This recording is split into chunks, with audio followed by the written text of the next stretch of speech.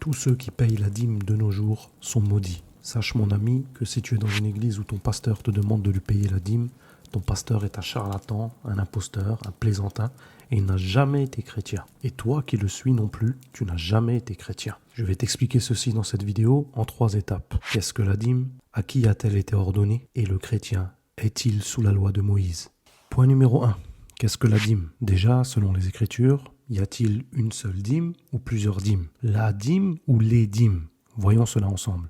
Deutéronome 14, versets 22 à 26. Ici, nous voyons la dîme de la première année. Au verset 22, nous voyons que cette dîme se paye une fois par an. Au verset 23, nous voyons que ceci ne concerne pas l'argent en tant que monnaie, mais bien des matières spécifiques. Au verset 25, nous voyons que cette dîme doit être amenée à un endroit particulier. Et enfin, au 26, on voit que c'est toi-même qui paye la dîme qui dois la manger. Bien sûr, ton pasteur qui te ment ne t'a jamais parlé de cette dîme. Ça fait déjà une sorte de dîme.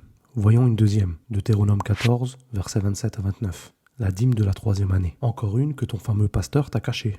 Au verset 28, nous voyons qu'elle se paye tous les 3 ans et qu'elle se pose chaque 3 ans devant les portes de ta maison. Au verset 29, on apprend que le lévite, l'étranger, l'orphelin et la veuve qui passeront devant tes portes en consommeront. Ce n'est donc pas non plus cette dîme que ton pasteur te réclame. Voyons une 3e sorte de dîme. Nombre 18, versets 23 à 24. La dîme des Lévites. Les Lévites n'avaient pas le droit de travailler, ni d'avoir de possession, ni d'héritage. Leur job était de s'occuper du temple. Ton pasteur est-il Lévite? Quelque chose l'empêche d'aller travailler? Au verset 24, nous voyons que l'Éternel donne comme possession aux Lévites les dîmes des enfants d'Israël. Mais ton pasteur n'est pas Lévite, et toi tu ne fais pas partie des enfants d'Israël. Cette dîme n'est pas non plus celle que tu payes à ton escroc de pasteur. Voyons encore une autre sorte. Nombre 18, versets 25 à 28. Ici, il est indiqué une autre dîme, la dîme de la dîme. Cette dîme, c'est les Lévites, eux qui reçoivent la dîme des enfants d'Israël, qui doivent la payer. Ils reçoivent la dîme, et de cette dîme, ils sortent une autre dîme. À qui la donnent-ils?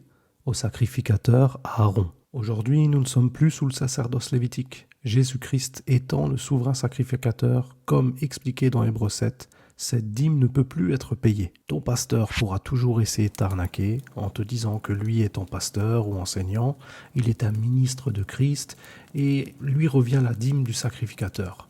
Mais rappelle-lui Apocalypse 1, versets 5 à 6 et Apocalypse 5, versets 9 à 10. Nous sommes tous aujourd'hui des sacrificateurs. Prenons maintenant 1 Samuel 8, versets 10 à 18. Ici, il est fait mention de la dîme du roi d'Israël. Je pense qu'il n'est pas nécessaire de te convaincre que ton pasteur n'est pas roi d'Israël.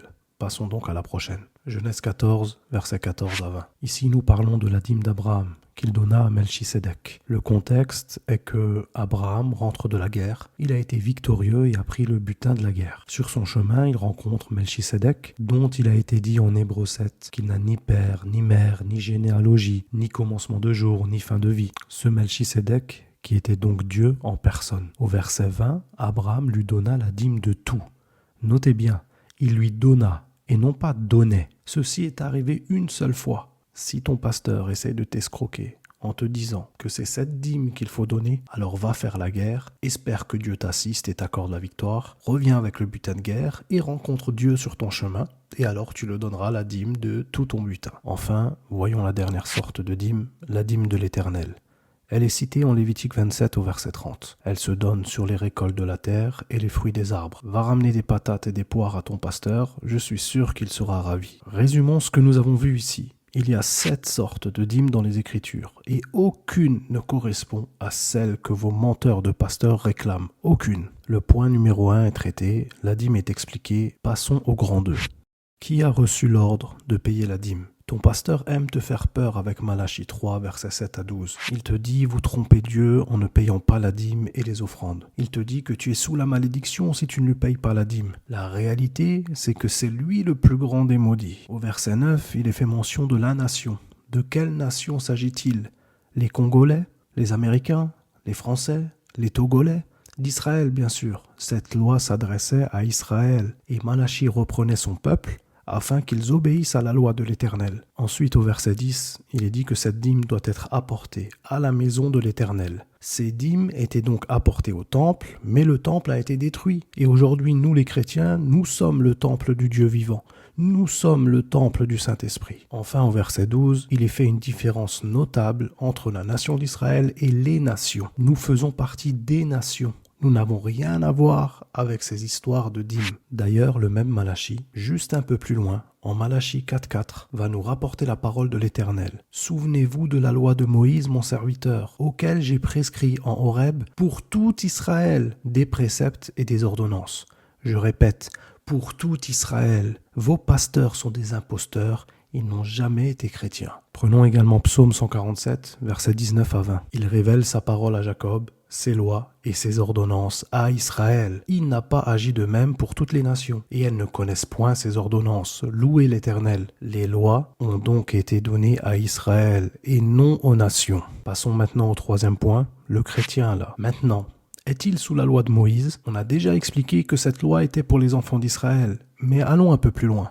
Hébreux 7, verset 18 nous apprend que l'ordonnance précédente, la loi de Moïse, qui pratiquait le sacerdoce lévitique, a été abolie. Romains 10, verset 4, ici Paul nous dit que Christ est la fin de la loi. Galates 3, à partir du verset 23, encore Paul qui nous explique que la loi a été comme un pédagogue pour nous amener à Christ, et que maintenant que la foi est venue, nous ne sommes plus sous ce pédagogue. Pourquoi donc toi et ton pasteur, alors que nous ne sommes plus sous ce pédagogue, voulez-vous encore rester attachés à la loi? Que nous enseignent les Écritures sur celui-là même qui reste attaché à la loi une fois la grâce étant venue? Galates 5.4. Vous tous qui cherchez à vous justifier, à être justes devant Dieu en suivant la loi, vous êtes séparés de Christ, vous êtes déchus de la grâce. Je rajouterai même, moi qui vous parle, que vous êtes maudits. Et ceci est conforme aux Écritures. Galates 3 au verset 10. Car tous ceux qui s'attachent aux œuvres de la loi sont sous la malédiction. Car il est écrit, maudit est quiconque n'observe pas tout ce qui est écrit dans le livre de la loi et ne le met pas en pratique. En effet, vous êtes maudits. Ton pasteur est un maudit.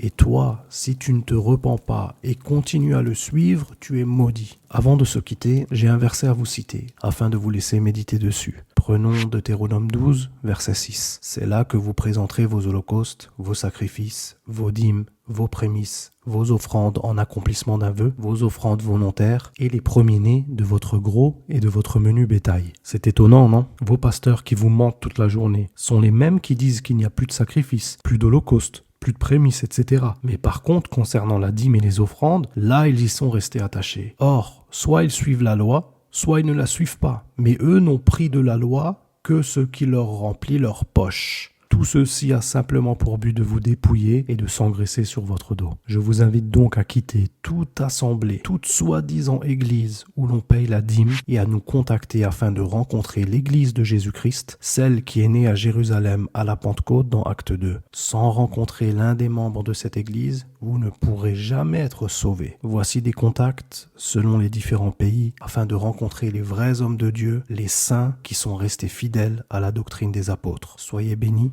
dans le nom de Jésus-Christ.